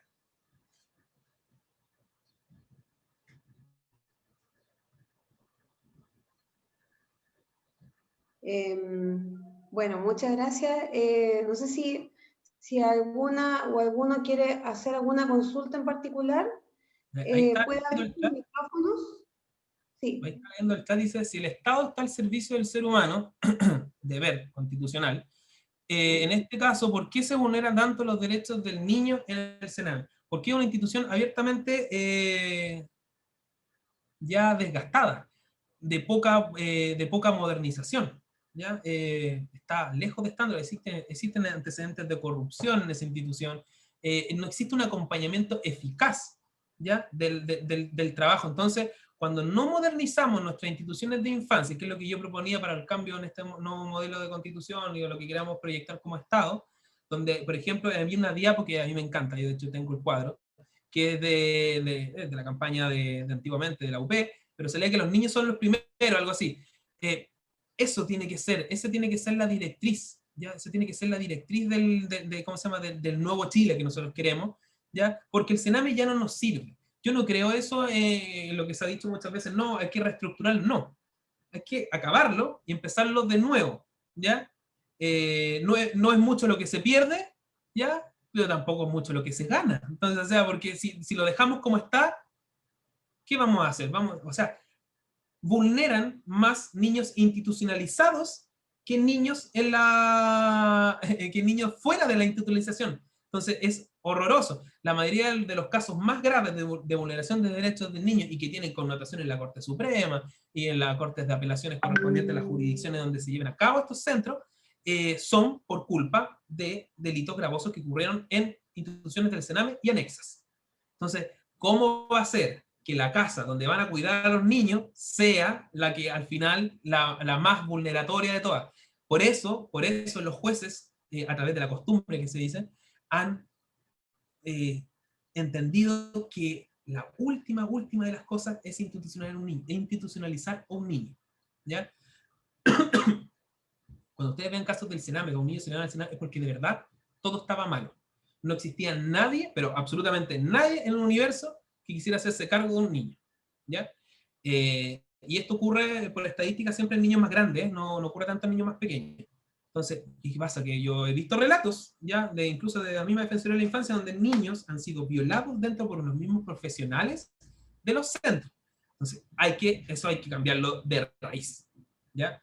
El ministerio a cargo ahí tendrá que hacerse cargo de presentar un proyecto de formalización completa de la institución con una modernización y tratar de que no mandar tanto niños, si la idea es no mandar niños para allá. Entonces, antes de potenciar un Sename, hay que potenciar los otros, ¿ya? Hay que potenciar los PPF, hay que potenciar las OPD a través de las municipalidades, hay que generar mayores oportunidades de educación, hay que generar mayor inclusión a las culturas, salud, porque si tenemos todo eso, ¿para qué vamos a tener un Sename? O sea, lo vamos a tener, pero va a estar ahí, va a estar ahí como con una carga laboral bastante baja si es que le estamos cumpliendo un piso mínimo a los niños.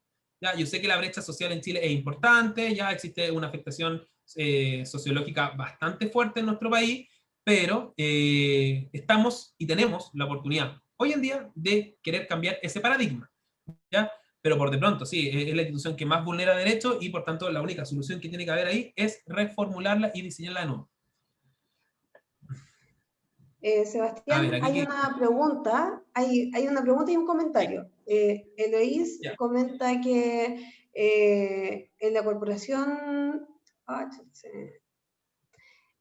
Corporación de Asistencia Judicial de Santiago existe solo el área de curaduría dentro de la misma corporación y el Centro de Medidas Cautelares de Santiago, todos los jueces cuentan con grado magíster diplomados en área de infancia. Eso comenta Sí. Eloís. Y Margarita Nostroza pregunta, ¿cualquier persona puede hacer denuncias que están vulnerando los derechos de un adolescente? ¿La denuncia debe ser anónima o eh, hay que hacerla con un nombre? Eso consulta. Depende, depende. La puede hacer cualquiera, ¿ya? La puede hacer cualquiera. Cuando tú estás en sede penal, la puedes hacer de manera anónima, ¿ya? De lo contrario, tú tienes que, en temas de familia, tienes que ir, tienes que presentar la denuncia de protección, pero si quieres compareces, ¿ya? Porque al final, para que se entienda, el tribunal de oficio toma la medida cautelar, ¿ya? Entonces es el tribunal de una vez recepcionada la información, porque muchas veces, no sé, se tiene un conocimiento de una situación. Sabe que yo escucho todos los días a una niñita llorar en la casa del vecino, pero solamente tengo ese conocimiento. Yo le informo al tribunal, ¿ya? Y lo que va a hacer derechamente es mandar a ver qué está pasando. Por ejemplo, ¿qué es lo que hace el juez? Le llega la denuncia a través de Carabineros se concurre al lugar, ve la situación, levanta un parte policial, entonces al final quien se hace cargo de la denuncia no es usted como vecina, sino que es Carabineros, porque Carabineros, usted llamó a Carabineros por una situación, entonces llegó Carabineros, un uniformado llegó, oye, quiero ver qué está pasando acá, chuta, estoy viendo que una niña está llorando mucho, hay una niña golpeada, yo voy aquí, existe negligencia, está todo desordenado en el hogar, saben que yo tengo que levantar un acta por obligación mía, ¿ya? Entonces levantan el acta, se van al tribunal y el tribunal lo que primero que hace, ¿ya? Es mandar como cautelar, ya decir, por favor, ofíciese a la OPD del domicilio para que concurra al domicilio de la niña para ver qué está pasando. Démosle una tajada al tiro. Eso debiese hacerse siempre. Entonces llegan ahí los profesionales a ver qué es lo que pasó acá, qué pasó anoche, mira que yo sé que llegó una denuncia, pero nosotros la venimos a ver acá, queremos ver si nos puede dejar entrar a la casa, y ahí se va desarrollando todo el aparataje, ahí se manda el informe de la OPD, y hay un proceso, que se me olvidó decirlo, que es de admisibilidad de las denuncias. Entonces, cuando ya a mí me denuncian por una situación de violencia intrafamiliar, de medidas de protección, es el tribunal quien primero le dice al consejero técnico, le dice, a ver, recójame todos esos antecedentes que están hablando aquí las partes y véame si es constitutivo de medida de protección. Entonces ahí dicen, miren, ¿saben qué? La situación que está pasando acá no tiene los antecedentes suficientes. Yo voy a mandar a pedir más antecedentes. Ya, le mandaron a pedir a la OPD y la OPD dice, ¿sabe que nosotros vimos todo bien? La niña ayer estaba llorando porque, no sé, no se quería tomar la papa y estaba llorando por eso. Ah, eso no es constitutivo de protección. Por tanto, yo desestimo la medida de protección porque no es oportuna. Pero cuando yo tengo los antecedentes suficientes, ¿ya? Acompañando pruebas, acompañando ser fotográficos, todo el tema, no, pues, ahí vamos de una. Ahí se parte y ahí se inicia todo el proceso propiamente tal. Y lo puede hacer cualquier persona. Ok, muchas gracias Sebastián. Te agradecemos toda la información que nos has entregado hoy. Yo creo que quedan muchas más consultas, pero al menos ya salimos como, al menos yo creo que también los participantes lo tienen que sentir así, salimos de la duda más grande, nos vamos con harta información, ¿cierto? Así que todos quienes tengan consultas ahí pueden escribirnos al correo, a mi correo al que le hice la invitación, ¿cierto? Y ahí podemos canalizar las consultas con Sebastián también. Así que eso, no sé si queda alguna duda, pero desde ya de antemano agradecer a Sebastián por el tiempo, por la información y bueno, a los participantes por haber estado en esta jornada. Muchas gracias a todos. Que estén muy bien, cuídense harto. Chao, que estén muy bien. Chao, chao.